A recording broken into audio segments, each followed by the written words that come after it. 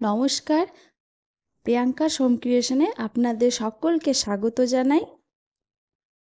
আজ আমি আপনাদের সঙ্গে সম্পূর্ণ একটা নিরামিষ রেসিপি শেয়ার করব। এটা আমরা নিরামিষ দিনে খেতে পারি বা যারা নিরামিষ খান তারাও এটা খেতে পারেন, আর এটা ঠাকুরের ভোগ হিসাবেও দিতে পারেন। আজ আমি আপনাদের সঙ্গে শেয়ার করব সম্পূর্ণ নিরামিষ পেঁপের ঘন্ট। এই রেসিপিটি কিন্তু খেতে কিন্তু খুবই ভালো লাগে। যারা হয়তো পেঁপে পছন্দ করেন না বা পেঁপে খেতে চান না, তো অবশ্যই একবার এভাবে ট্রাই করে দেখবেন। এটা কিন্তু খুবই সুস্বাদু হয় আর একদম সম্পূর্ণ নিরামিষ। রেসিপিটি শুরু করার আগে আমি আপনাদেরকে মনে করিয়ে দিতে চাই যে ভিডিওটি কিন্তু স্কিপ করে দেখবেন না, পুরো ভিডিওটি দেখবেন। আর আমার চ্যানেলে নতুন কোনো বন্ধু হয়ে থাকলে অবশ্যই চ্যানেলটিকে সাবস্ক্রাইব করে পাশে থাকা বেল আইকনটি প্রেস করুন, যাতে আমার দেওয়া রেসিপির নোটিফিকেশন সর্বপ্রথম আপনার কাছেই পৌঁছায়।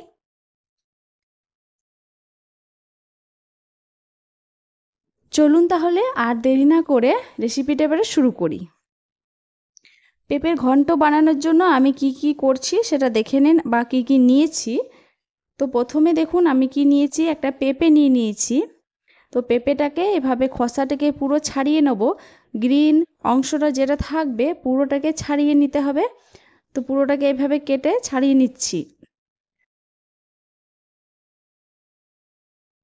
তো ছাড়িয়ে নেওয়ার পর এরকম একটু বড় বড় টুকরো করে কেটে নিতে হবে।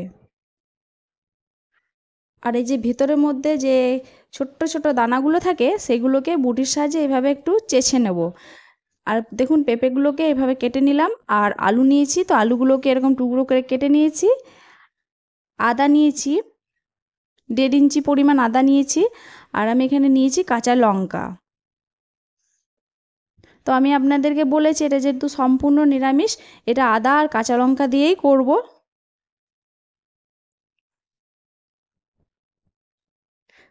আদাটা একটু বেশি পরিমাণেই লাগবে, আর ঝালটা কিন্তু নিজেদের পছন্দ মতো দেবেন।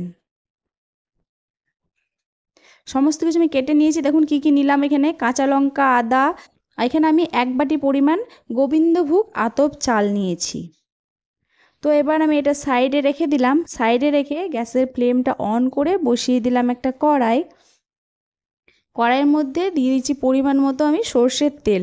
এই রেসিপিটা কিন্তু সর্ষের তেলেই করব, আর সর্ষের তেলেই এটা ভালো লাগে খেতে।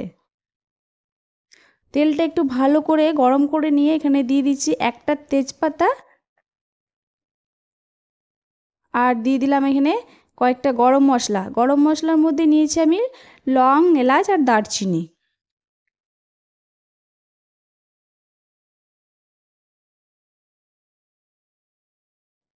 গরম মশলা, তেজপাতা একটু জাস্ট হালকা গরম করে নেব। তারপর এর মধ্যে দিয়ে দিচ্ছি আমি কালো জিরে আর গোটা জিরে। কালো জিরে আর গোটা জিরের পরিমাণটা একটু বেশি লাগবে। আমি এখানে মোটামুটি ছোট চামচের 1 চামচ পরিমাণ দিয়েছি।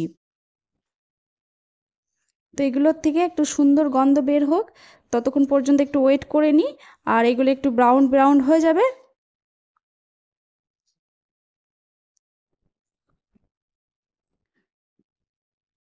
তো দেখুন এটা এখন ব্রাউন হয়ে গিয়েছে, আর এখান থেকে সুন্দর একটা গন্ধ বের হতে শুরু করেছে। তো এখন এর মধ্যে আমি দিয়ে দেব যে কেটে রাখা পেঁপে। পেঁপেটাকে এই তেলের মধ্যে ভালো করে ভেজে নিতে হবে। তো প্রথমে আমি পেঁপেটা একটু সেদ্ধ হতে বা ভাজতে সময় লাগবে, তাই পেঁপে আর আলু দিয়ে ভালো করে ভেজে নেব। তো প্রথমে আমি পেঁপেটা দিলাম, পেঁপেটা দিয়ে একটু নাড়াচাড়া করে নিলাম।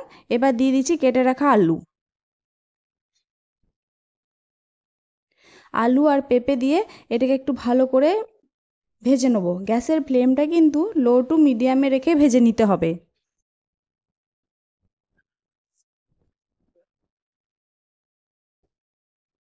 আর এইগুলো যাতে ভাজার সময় ভালো করে সেদ্ধ হয়, তার জন্য লবণ দিয়ে দিলাম পরিমাণ মতো। তো লবণটা দিয়ে ভালো করে নেড়ে নিলাম। গ্যাসের ফ্লেমটা লোতে রেখে আমি একটা থালা ঢাকা দিয়ে ভালো করে সেদ্ধ করে নেব। তো এখন আমি এর মধ্যে কাঁচা লঙ্কা আর আদাটা টুকরো টুকরো করে নিলাম। তো এটা এখন বেটে নেব। আর দিয়ে দিচ্ছি গোটা জিরে। বড় চামচের 1 চামচ পরিমাণ দিয়ে দিলাম গোটা জিরে। তো এটা আমি একটা পেস্ট বানিয়ে নিচ্ছি। আর এদিকে আমি আতপ চালটা নিয়েছি। আতপ চালটাকে একটু জল দিয়ে আমি ভালো করে ধুয়ে নেব। তো জল দিয়ে ধোয়ার আগে এটাকে আমি 5 মিনিট মতো একটু ভিজিয়ে রাখবো। একবার ঢাকনা তুলে একবার নাড়াচাড়া করে নিতে হবে, তাতে পেঁপে আর আলুগুলো ভালো করে সেদ্ধ হবে।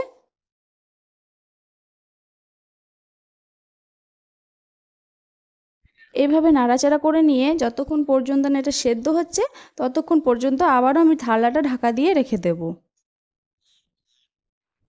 আর মাঝে মাঝে থালা উঠিয়ে নাড়াচাড়া করে নিতে হবে, না হলে কিন্তু তলা দিক থেকে লেগে যেতে পারে বা পুড়ে যেতে পারে, তখন কিন্তু আর সবজিটা খেতে ভালো লাগে না। তাই একটু ধ্যান দিয়ে নাড়াচাড়া করে নিতে হবে বা সেদ্ধ করে নিতে হবে এভাবে ভেজে ভেজে। আপনারা যদি পেঁপের আরও রেসিপি দেখতে চান, তার জন্য আপনাদেরকে ডেসক্রিপশন বক্স বা আই বাটন ফলো করতে হবে। তো ডেসক্রিপশন বক্স বা আই বাটন ফলো করে আপনারা পেঁপের অনেক রকমের রেসিপি দেখে নিতে পারবেন। তো আবারও আমি ঢাকাটা তুলে দেখে নিচ্ছি যে সেদ্ধ হয়েছে কি না। দেখুন, এটা মনে হচ্ছে যেন অনেকটা সেদ্ধ হয়ে এসেছে আর পরিমাণটা অনেকটাই কমে গিয়েছে, কালারটা বেশ সুন্দর চেঞ্জ হয়ে গিয়েছে। পেঁপেটা যখন এই রকম 80% সেদ্ধ হয়ে যাবে, আতপ চালটাকে তখন কিন্তু দিয়ে দিতে হবে। তো আতপ চালটাকে আমি 5 মিনিট মতো ভিজিয়ে রেখে ভালো করে কয়েকবার ধুয়ে নিয়েছি, কয়েকবার বলতে 4-5 বার মতন আমি ধুয়ে নিয়েছি। তো এবার আমি আতপ চালটাকে দিয়ে পেঁপের সঙ্গে একসঙ্গে ভেজে নেব।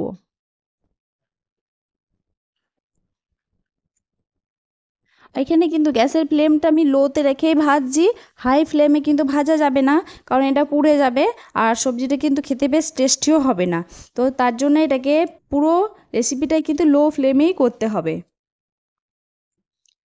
তো চালটাকে একটু ভালো করে ভেজে নিলাম। এবার আমি এর মধ্যে দিয়ে দেবো হলুদ গুঁড়ো। আমি এখানে 1/4 চা চামচ দিয়ে দিলাম হলুদ গুঁড়ো। হলুদ গুঁড়োটা দিলাম আমি। এবার আমি হলুদ গুঁড়োটা দিয়ে ভালো করে নাড়াচাড়া করে নেব। হলুদ গুঁড়োটা কিন্তু সম্পূর্ণ অপশনাল, কারণ এটা আমি কালারের জন্য দিচ্ছি। আপনারা যদি হলুদ খেতে অনেকেই পছন্দ করেন না, তারা কিন্তু না দিলেও চলবে, তবে হলুদটা দিলে কালারটা কিন্তু খুব সুন্দর লাগে।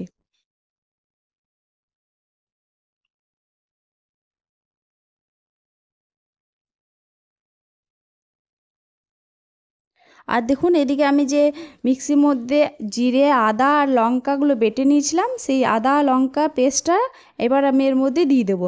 জিরে আদা লঙ্কার পেস্টটা কিন্তু সবার লাস্টে ব্যবহার করতে হবে, তাতে আদার ফ্লেভারটা থাকবে।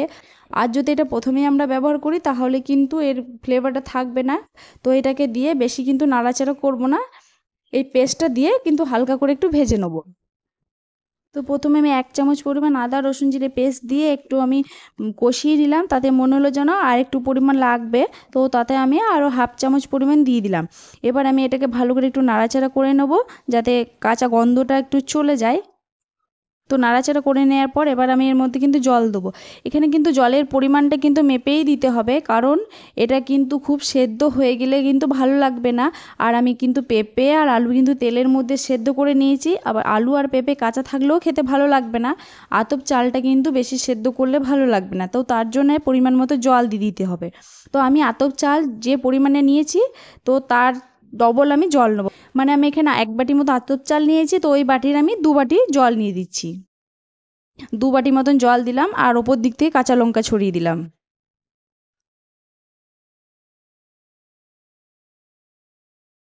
আমি কাঁচা লঙ্কাটা গোটা করে দিয়েছি, আপনারা চাইলে চিড়ে দিতে পারেন, তাতে একটু ঝালটা বেশি হবে।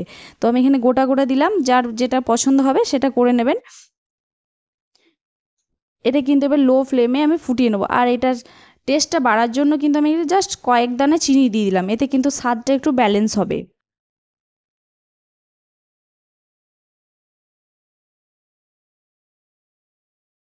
তো জলটা দিয়ে জাস্ট একটু ফুটে এসেছে, এবার আমি থালাটা ঢাকা দিয়ে দিচ্ছি। গ্যাসের ফ্লেমটা লোতে রেখেই করে নেবো, তাতে চালটা সেদ্ধ হয়ে যাবে আর বাকি সবজিটাও বেশ এমনিতে তো সেদ্ধ হয়েই গিয়েছে, তাও বাকি যদি কাঁচা থাকে তো ভালো করে সেদ্ধ হয়ে যাবে। তো একবার মাঝে তুলে দেখে নিতে হবে আর এইভাবে উল্টিয়ে নিতে হবে। এভাবে মাঝে মাঝে ঢাকনা তুলে নিয়ে এভাবে একটু নেড়ে নেড়ে দেখে নিতে হবে। তাতে জলের পরিমাণটা কমেছে কি না, তা ঢাকনা দেওয়া থাকলে বোঝা যাবে না, তলার দিক থেকে লেগে যেতে পারে। তাই আমি এইভাবে তুলে নিলাম আর দেখে নিচ্ছি সেদ্ধ হয়েছে না। সেদ্ধ তো ভালো করে হয়ে গিয়েছে, আর এটা যেহেতু আমি ভেজে ভেজে করেছি না, ওই জন্য দেখুন আলু আর পেঁপেগুলো কিন্তু একদম গোটা গোটাই আছে, গলে যায়নি। জলটা টেনে যাওয়া পর্যন্ত এভাবে কিন্তু নাড়াচাড়া করে নিতে হবে। আর আতপ চালটাও কিন্তু সেদ্ধ হয়ে গিয়েছে, কিন্তু একটু গোটা গোটা আছে। আর গোটা গোটা থাকার কারণ আমি বলছি যে আমি যেহেতু চালটাকে 5 মিনিট মতো ভিজিয়ে রেখেছিলাম, তো তার জন্য কিন্তু আতপ চালটা একটু গোটা গোটা থাকবে, ঘাঁটা হবে না। আর আপনাদের কাছে যদি সময় থাকে, তো যদি আপনারা মনে করেন যে 30 মিনিট মতো ভিজিয়ে রাখবেন, তাহলেও কিন্তু কোনো অসুবিধা নেই। তো আমার কাছে একটু সময়টা কমই ছিল, তাই আমি একটা 5 মিনিট মতো ভিজিয়ে রেখেছিলাম। তো 5 মিনিট ভিজিয়ে রাখার ফলে দেখুন কি হয়েছে, চালটা কিন্তু গোটা গোটাই আছে, ঘাঁটা হয়নি। তো এইভাবে কিন্তু গ্যাসের ফ্লেমটা লোতে রেখে আমি কিন্তু এটাকে আস্তে আস্তে এটাকে একটুকু ড্রাই করে নেব। আর এই রেসিপিটার সময় কিন্তু তেলের পরিমাণটা একটু বেশিই লাগবে। এটা আপনারা ঠাকুরের ভোগ হিসাবেও করতে পারেন, বা বাড়িতে খাবার জন্যও করতে পারেন। ছোট বড় সবাই কিন্তু এটা খেতে পছন্দ করবে দেখবেন। আর এটা কিন্তু যে পেঁপের যে একটা ফ্লেভার থাকে, যে গন্ধ থাকে, অনেকে হয়তো পেঁপের গন্ধটা পছন্দ করেন না, তাদেরও কিন্তু এই গন্ধটা আসবে না একদম, কিন্তু খেতে কিন্তু খুবই ভালোই লাগে। আর যদি কেউ মনে করেন যে আপনারা ঘি খান বা ঘি পছন্দ করেন, তারা কিন্তু এর মধ্যে এবার ওপর দিক থেকে ঘি ছড়িয়ে দিতে পারেন। কিন্তু এখানে আমি কিন্তু ঘিটা দেবো না, কারণ আমার এতটা ঘি ভালো লাগে না। আর ঘিটা দিলেও কিন্তু এখানে খুব সুন্দর একটা ফ্লেভার আসে। এইভাবে কিন্তু নাড়াচাড়া করে পুরো সম্পূর্ণ একদম ড্রাই করে নিতে হবে, তবে এটা ঝুরঝুরে হবে। ড্রাই না করলে কিন্তু এটা ঘাঁটা টাইপের হয়ে যাবে। তো এইভাবে নেড়ে নেড়ে কিন্তু একে ড্রাই করে নিতে হবে।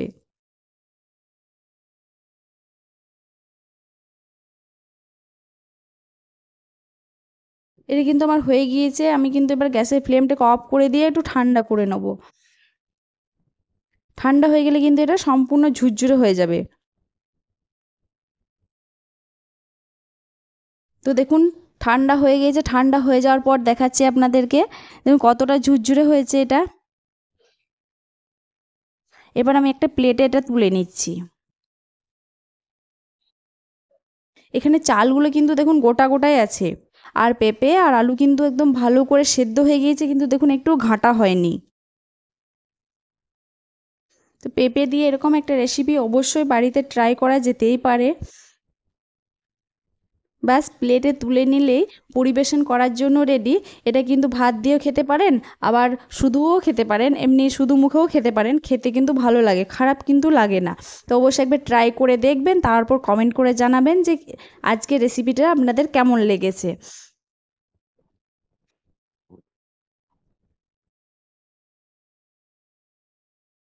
আজকের রেসিপিটা ভালো লাগলে অবশ্যই একটা লাইক দিয়ে প্রিয়জনদের সঙ্গে বেশি বেশি করে শেয়ার করবেন। ভালো থাকবেন, সুস্থ থাকবেন। দেখা হবে নেক্সট ভিডিওতে নতুন একটা রেসিপি নিয়ে। ধন্যবাদ।